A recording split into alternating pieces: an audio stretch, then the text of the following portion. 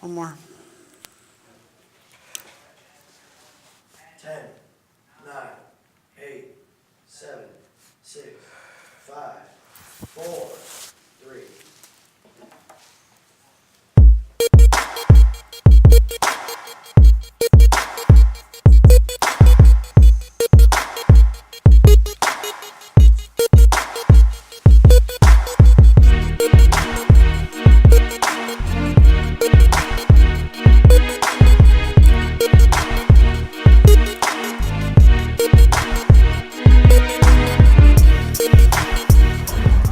Hey, what's up everyone? Welcome to Center Field. This is a Western Connecticut State University student program. I'm your host, Tiante Best, along with my co-host, Stephen Wasserman. and we're proudly joined by the head coach of Westcon's football team, Coach Joe Loth. How are you, Coach? Doing great. That's great. It's good to have you here with us, Coach. So, congratulations on the big win. I hope you and the team enjoyed your success. And thinking back on the homecoming game, which aspect of the game was your favorite part? Well, first of all, it being a homecoming game, it's always good to win for our alumni coming back, especially former football guys coming back and attending the game.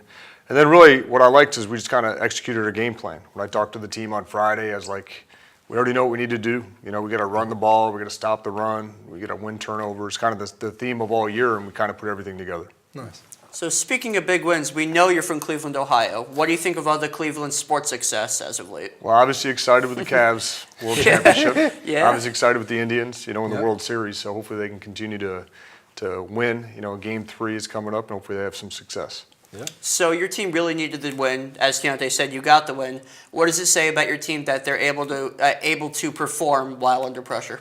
Well, it just, I was excited and pleased just that we were able to execute our game plan. But there's been some games where we played well in O and maybe not as well in D, and probably more games where we played really well in D, and offensively we played well but couldn't score points. We kind of just put it all together, so it was a satisfying game that way. Yeah. Last week you said you might have to run the ball a little bit more because of difficult weather conditions. You certainly did that, as Kyle McKinnon and Khalil Patterson, each with over 100 yards on the ground. So what in the previous game, what made each running back so successful on the ground? Well, I think they're both two good running backs. You know what I mean? I know losing a couple guys and Demetrius and stuff like that, we had to kind of reconfigure some things on offense, and Mike became more of an H-back, like nickel. But those guys are talented guys, and our offensive line has done a good job of blocking. And really, if you look at the evolution of our run game over the last 5 weeks, it's really gotten better almost every single week. So it's kind of a work in progress that's starting to really take fruit. Of course. Okay, so after you evaluated their performances, what were their grades?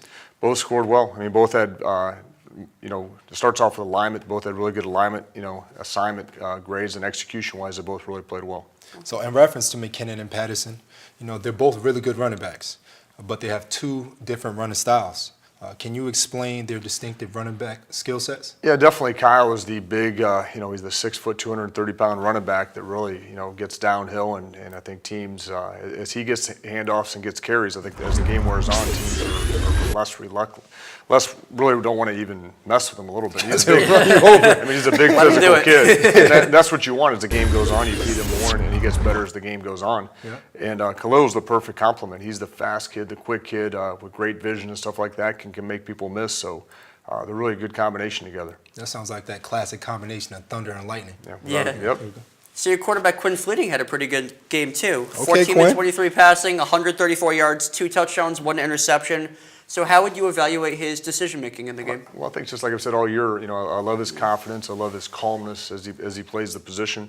I think he's gotten better, all year. I think as we continue to run our system, and like I've said all year, we've got a lot of new guys surrounding him. As we continue to play together and get more reps, you're going to see him continue to get better and more consistent like he's done over the last 4 or 5 weeks. So Jawad Chisholm had a solid performance again. He had 7 receptions for 80 yards. And now, due to the injuries of, like you said, Demetrius and Calamita, did his position coach tell him, like, hey, we need you to step up and be the number 1 guy, or did he also encourage him to, to help the replacement receivers? No, I don't know if it was so much Jawad. Jawad just kind of had a Jawad game. We got the ball, on some screens and threw the ball, down the field a little bit to him, and he was really good. But I think Lucas D'Souza is the guy that really stepped up. He's the guy that moved from our field Z position, moved him over to X, and he was really solid. And he really stepped in for Austin Calamita in one of our primary positions. So I think Lucas is the guy that really had a good game Saturday that maybe it was good because nobody even noticed, but we put him at X and he really played well. Okay. What I did notice about Joao was him out there leaping over guys. Trying to leap over. Absolutely. Got to work on that vert a little King bit. Coach probably scared you, you know. So I got to ask you, what was the thought process in having Mike Nickel play as the quarterback for one drive? Well, you know, every week we have a little series for Mike to, you know, we've done it 2 or 3, maybe 4 weeks where we had him, you know, as a series of, you know, the quarterback position. And it was just a week where we said, hey, let's at least give him a series as far as doing this. And it's not something that we hadn't practiced before. It's just something that we actually said, hey, we pulled the trigger on. Right. So overall, the defense had a great performance. They almost outscored your opponent. And it goes back to what you've been telling us since game one. You know, you got to start fast and you got to finish strong. So they started off with a pick 6, finished the game with a safety. With that being said, we've been talking about Kevin Maxson all season as well. 7 minutes into the first quarter, the score 0-0. Then Maxson gets a pick 6. Was that the play that ignited the defense to play so solid all game? I mean, they played well all game. I don't know if that's one play, but they were playing pretty good up to that point, too. I mean, Kevin is, like I said, he's a captain for us. He's a leader for us, and he's a kid that's been banged up all year and has really toughed it out. So I see him out there with one arm, still hitting. Yeah. He's a really, he might be the toughest kid on our team, but he's definitely the emotional lead of our defense. So as ridiculous as this might sound, negative 29 rushing yards allowed in the previous game. Like, I was talking to some friends of mine earlier this morning and last night, and they said negative 29? That's ridiculous. But nonetheless, it's pretty good to say the least. What allowed your defense to be so effective stopping the run? Well, they did a great job. And like I said, we went into the game knowing that was going to be the key to the game. Like, if we could run and stop them, it's really the key almost every week. And in college football, I don't know if it's a deceptive stat a little bit, but sacks get put into that too. So it's a combination of running the ball and if you sack them. But we had a great game plan by our defensive coaches. Our kids executed it, and you know, they played an outstanding game. I could have answered that question for you, Coach. I'll tell you what it was, why they had minus 29 yards. Yeah. It was that hard hitting. Nobody wanted to run the ball anymore. That one. If you guys get up slow. Absolutely. And then Westcon's defense also did an excellent job against Worcester State on stopping their third down conversions. They were only 2 of 11. So generally speaking, what's the key in any football game to limiting third down conversions?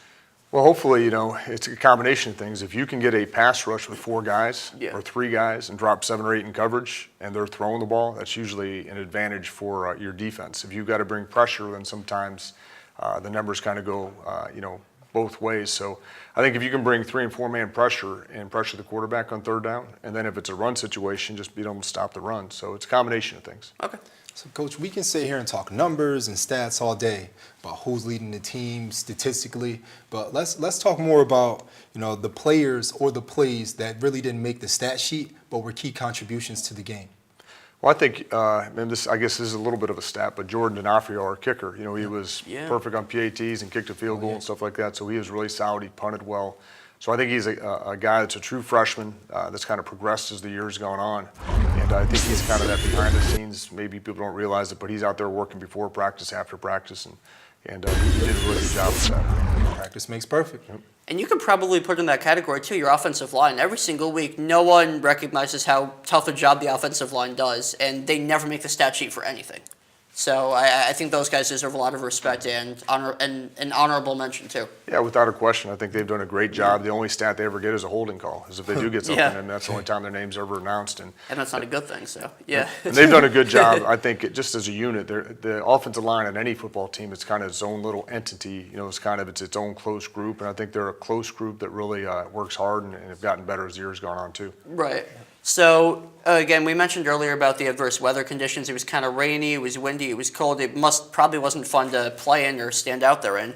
But are there some positions that are more used to the weather or more affected by that sort of weather? Well, I think the most effective position at times is the quarterback position, Yeah. you know, Absolutely. and just because of the wind and the rain and the ball and the football and all those things.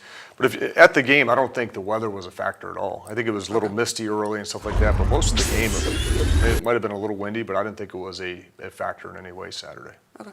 So I have a little bit of coaching experience. I wouldn't compare it to yours, but I've coached Pop Warner and I've also coached high school.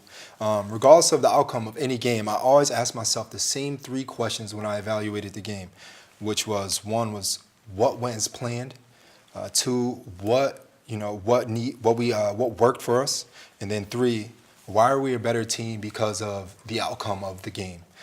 Can you answer those questions in reference to Worcester State? So what's the no, worst question one? What went as planned? Well, I think us as coaches have done a pretty good job all season of predicting what they're going to do against us. You know what I mean? Are they going to keep their game plan of what they've done in the past, or are they going to change? So we think they kind of did what we thought they were going to do on offense, defense, and special teams. So I think our preparation plans on offense, defense, and special teams went as planned because they did and we predicted what they'd do. 2, what needs work? Well, I think what always needs work is, just the little things. You know, and whether it's, just little things. I mean, Locking down field. yeah, I think special teams wise, I think our kickoff team might be the one thing that we need to get more consistent on. And whether it's the placement of the kick, whether it's, the angles of the coverage stuff. So that's something we left the game saying, hey, we still need to get better on our kickoff team. And the third was, why are we a better team because of the outcome of this game?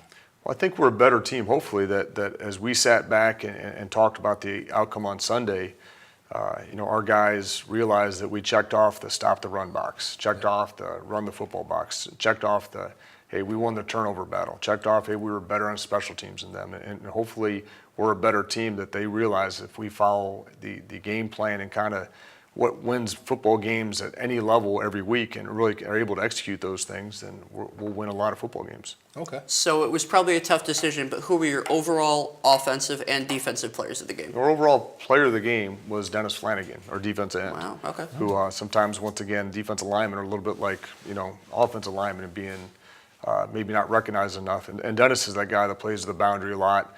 A lot of his work is run game stuff, and he's the guy that caused the big fumble, the 20-yard fumble that hit the quarterback and knocked it back 20 yards. So he was the overall player of the game as far as our team goes. Our overall offensive player of the game was Kyle McKinnon, who had a really good game. Yes. But other guys obviously played well too. Lucas D'Souza played well. Quinn Fleeting played well. Our offensive line as a unit was played well too. Awesome. That's good. So we previously discussed players who were on pace to possibly make all conference. So let's go back to your kicker. So Jordan, like you said, he was 5 for 5, and he also booted a 25-yard field goal. So we're talking scenarios here. So if the score is 21-20 bad guys, it's the fourth quarter. You just called a timeout with 3 seconds left. Right? Jordan goes on the field. He steps up to kick. The opposing coach calls timeout to ice him. Now, on a scale of 1 to 10, how confident are you in Jordan to make this 35-yard field goal with the game on the line? Well, I'm confident because that scenario happened against Mass Maritime 3 weeks ago, and he kicked the field goal to win it. So I'm 100% confident in that. Nice. There you go. So last season we saw Johnny Medina, big offensive lineman, roll out and catch a pass and go in for the touchdown. Any chance we see that tomorrow? Probably not going to see that since, first of all, Johnny's graduated. So No, I'm saying with any other offensive lineman. we're No. probably not going to see that. Aw, Steve, all right. don't give away the secret sauce. Well, that's going to do it for us this week. Coach, good luck to you and thanks for joining us. I appreciate it. All right, so everybody stay tuned. Up next, we're going to have WestCon's star quarterback, Quinn Fleeting.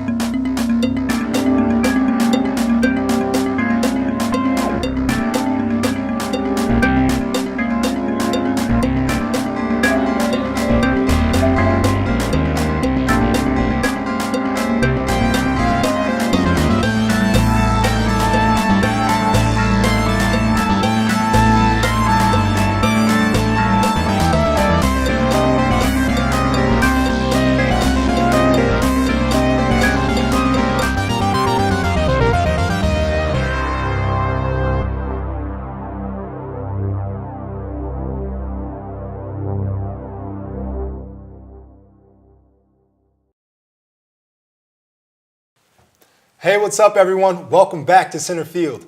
I'm your host, Tiante Best, along with my co-host, Chris Walker. And we're proudly joined by WestCon's star quarterback, Quinn Fleeting. How you doing, Quinn? I'm doing good. Welcome to Center Field. Okay, so Quinn, where are you from? Born and raised in Hartford, Connecticut. But I live Heartbeat? now in Windsor. Okay.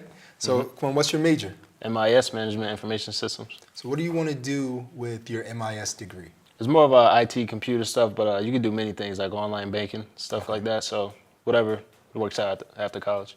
Good luck to you with that. Not always the most common major. That's cool. Yeah. A little different. Yeah.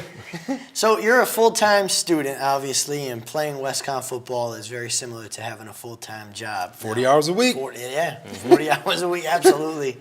It's hard. That can't be easy. Now, how do you balance the schoolwork and the football? I don't try to stress it too much.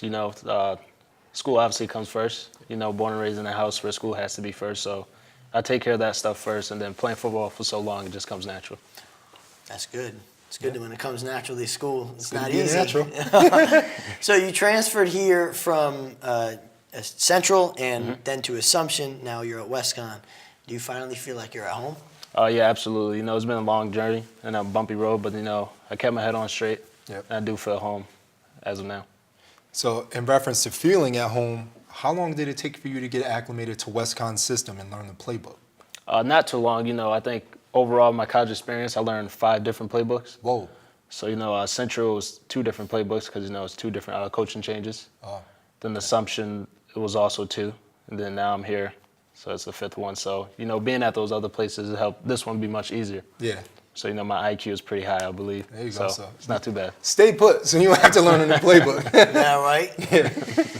So we know a little bit about your career, but tell us about your football career as a whole to this point. How did you get here? Well, all starts from Midget League. That was more of finding out, I guess. And then going into high school, I was actually a big-time basketball player. Oh, okay. But my dad told me I would never get a scholarship for football. So I stopped playing basketball, and I focused on football to prove him wrong. Nice. And then went to college, bumpy road, kind of going downhill. Now I feel like it's going back up. So, it's just all patience, but I think it's going pretty well. Dad, if you're watching, Yeah. if you're watching right now, we don't kill dreams. We build self-esteem. Quinn, we're happy to have you here at Westcon. Absolutely. Now, to be here. what do you think about Westcon aside from the football? Do you like it? Yeah, it's really laid back. That's the type of guy I am. Yeah. So, I could tell already. yeah. Yeah. So, how old were you when you first started playing football? And then was quarterback always your position? I was 6. My first position, Midget League, was, I think, like left tackle. Yeah, and then there was safety and receiver after that. So in high school, I started in 2 games as a freshman as a receiver. Okay. Sophomore started as a receiver. And then halfway during sophomore year was when I played quarterback. So I only been playing quarterback for about 5-6 years. Okay, nice. Yeah. Wow. And then, since you're a quarterback here, and Coach Loth is your head coach and your position coach, Yep. what's your relationship like with Coach Loth, and how has he helped you to this point? It's pretty good. I think we both have a lot of trust in each other. That's good. He helped me a lot to this point, believing in me to take over the offense. So, we have a really good relationship. That's cool. Now, do you feel like now this is a good question. Okay. This is a tough question. Do you feel like you inherited any pressure from your predecessor, Will Arndt? Drum roll, please. Nah. Not to me okay. personally. I don't try to be like someone else. We're totally 2 different people. Right. He was a good quarterback from what I hear from other people, but I don't want to be, like him. I'm my Yeah. own person. So I'm gonna That's be my a own great quarterback. answer. Great answer. You know what else? I told everybody, at Westcon, we don't rebuild, we reload. We reload. We reload, Quinn. Now, what were some of your goals that you set for yourself at the start of the season, and have you reached them yet? I had 3 main goals. One was because I was new here, so let me get these guys to believe in me. Yeah. Then let me try to be a good player, and so I can become a vocal leader. Right. 2 was to obviously get a conference championship and go to playoffs. And then 3 was, like I said, just being a leader again and, having a winning record, I should say. And accomplishment-wise, well, obviously we can't, get the championship. But it's not, always about that. I think we're improving now. Right now it's more of a point of getting momentum and confidence going into next season. Yeah. So last game was your best game statistically. How do you continue to carry that momentum into the next game? I just keep being myself. I try to get better every week. Yeah. I don't focus on I do focus on the flaws. Not too much of the positive, but I just gotta try not to make the same mistake twice. Yeah. So you're hard on yourself. Yeah, a lot. That's good. See, well, it's Time. there's pros and cons with Right. being hard on yourself, especially as a quarterback. I think as a former football player and a fan, I think it's important for football players to have amnesia. Right. Like something happens, it doesn't go your way, forget it. I think it's the same for like pitcher in baseball. I was a goalie in hockey. It's like that main position. You always tend to focus on the bad. Yeah. And Yeah. there's so much good that happens already. So you got to focus on both and Learn- forget about it. Yeah. Some, you can learn from the hard times too. Yep. So Jordan Sullinger, Right. he was here last week, and I said, "So Jordan, tell us a little bit about Quinn." And he was like, he's a cool guy." That was literally his answer. Yeah. What's your relationship like with Jordan and the rest of your O-linemen? Really good. I love my old lineman. We have a lot of good communication on the field. Good. And off the field. But, I think why he said cool guy, because off the field, I'm not really too talkative. Yeah. Really laid back and chill, to myself. Yeah. And now on the field, I have to be more talkative. So Yeah. I think he was speaking more of a off the field thing. Just chill off the Yeah. field. Now, who are some of the teammates that you're the closest with that you would hang out with on any given day? Linebacker Kamal Valentine. That's my cousin, first cousin. Oh, I wish we would have known that. We would have had Kamal sit right there next to him. Khalil Patterson, Kevin Parker, who's another receiver, freshman receiver. Ryan Jarzovic, the corner. Okay. My buddy from back home, so we hang out on and off the field. And Michael Brehan, left guard. Oh, Left yeah. and right guard. He plays a little bit of both. Yep. Yeah, we're really close. We hang out a lot. That's cool. that's good. So it sounds like a good brotherhood. Yeah. Yep. So, how have you grown as a player since the first game of this season? I would say a lot. If you look at the stats wise, there's a lot of turnovers. Then there's a lot of touchdowns. So there's like a lot of good and bad. But I think that comes to experience wise. Like if you look at the offense, we have first time me starting officially. At Central and Assumption, it was more rotation. But here it's the first time I'm starting officially. You got 4 receivers first time starting. So it's a little trying to figure out each other. So I think that's all coming up better now, as you can see. So it's just gonna get better from here. I just want to ask him one more question based on that. You said it was your first year this season starting. You know you're the starter. Does that help? Do you feel more at ease knowing that it's your job, other than having to, try to get to a number 1 position from a number 2? Yeah, a lot more at ease. But I never like set back. I have the job. Always Right. act like it's someone trying to take it away from me. Yeah, so you always have to go to practice and be in your high Exactly. competitive Right. spirits. Yeah. Yep. So let's go back to the relationships. As football fans, we understand that the quarterback and receiver relationship has to be solid. You guys have to be like brothers. So we've also had a few of your receivers here on the show. We've had Jawad, Calamita, Yep. Bobby? So what's your relationship with those guys, on and off the field? And then do you guys have a mutual trust for each other? Yeah, it's really good on and off the field. Like for instance, like in practice, like when they have a drop ball or in the game a drop ball, they would tell me, my bad, I dropped it, but I'll always tell them, bad throw. So I think they have a lot of trust in me because I'll put the blame on myself before them. You know what I would say? 10 push-ups. Count them out loud. But no, in the beginning of the season, it definitely was rough at first and everybody trying to figure it out. But now we all believe in each other, so we're good. So Coach Loth told us it takes 5 seconds or less for the play to get called in. So from the box to coach and then to you. Can you explain that process to us? So we in the game, we run the play, and then we're just waiting for the call. Our running back coach actually calls it in. Yep. So, we just get the call, look at the band, run the play. Okay. Well, that sounds pretty easy. Yeah, it's simple. So, what does your scouting report consist of? Watch the defense. Basically watch the same plays over and over again, so it could just be like visual memory. I pick one player. Coach gives us one player out of the week to scout. But me, I scout 11, not just one. Yep. So that's pretty much what it is. I bet it looks different, though, obviously, when you get down there. Oh, yeah, it's a lot Watching the different, a film. lot faster. Sure. So, but my experience, like you said, transferring from D1 to here, the game I slowed down, Yeah. actually. So, it's Right. not Size too and much of speed probably easier. change. That probably Yeah. helped you, definitely. But, yeah. like, it definitely helps me, yeah. So, assess your play this season. What do you like? What don't you like about how you've done this year? Not a lot of do I likes based off the results, but I obviously don't like the results of our record now. So, I put a lot of that on myself. try to make good out of it, you know. But that's pretty much what it is, results-wise. You know, teammate-wise and relationship-wise, I think that's good. But, you know, just looking at overall results, that's what I don't like. Don't be too hard on yourself, Quinn, Oh, no, because no, no. we I look don't. at, we evaluate every game. Right. You know, you could very easily be undefeated. Yeah. Sure. You know, a play or Exactly. two away from being undefeated. So, Right. you know, carry that thought process into, you know, the next game. You won't be, you know, going hard on yourself. You know, but in reference to quarterbacks, on every level, the game has changed from an orthodox style passer Right. to a more mobile kind of running back. How would you describe your style of play? I would say I try to stay in the pocket as long as I can, Yeah. you know, and I use my feet if I have to. You Yeah. know, I'm not going to run just to run. You know, I try to stay in the pocket, believe in the passing progression, then I use my feet if I have to. So, what pressures are there on during the game to like complete a play and be successful? And then, how do you deal with the pressure? Pressure-wise to complete a play, you know, it's not too much of pressure. It's more of we got to execute this play. Yep. You know, I'm not really, you know, like I should say, rattled during the game. You know, I'm pretty much laid back. Let's just execute it. You know, try to treat it like practice. Let's just be calm and focus. It's not too much pressure. Yep.